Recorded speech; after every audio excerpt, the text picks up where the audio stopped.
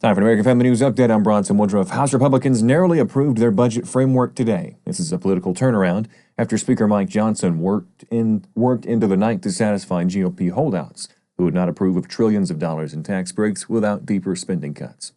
Johnson stood with Senate Majority Leader John Thune early in the morning at the Capitol.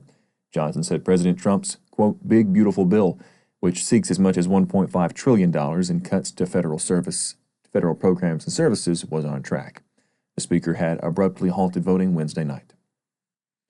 U.S. inflation declined last month as the cost of gas fell. It's a sign that price growth was cooling, even as President Trump wrapped up his tariff threats. The Labor Department said today that consumer prices rose just 2.4% in March from a year earlier, down from 2.8% in February. It's the lowest inflation figure since September. Excluding the food and energy categories, core prices rose 2.8% compared with a year ago, down from 3.1% in February. That's the second straight decline.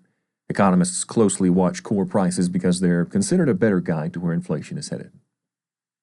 The European Union's Executive Commission said today that it will put its retaliatory measures against new U.S. tariffs on hold for 90 days to match President Trump's pause on his sweeping new tariffs and leave room for a negotiated solution.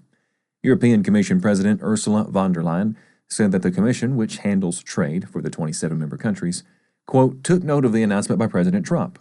She said in a statement, new tariffs on 20.9 billion euros, or $23 billion, of U.S. goods will be put on hold for 90 days because, quote, we want to give negotiations a chance. But she warned, quote, if negotiations are not satisfactory, our countermeasures will kick in. And today is our last day of AFA's Share-a-thon. We hope you'll consider making a donation, a gift of any amount, to help AFA continue in its mission. You can find more news on our website, afn.net. Thank you for watching. I'm Bronson Woodruff.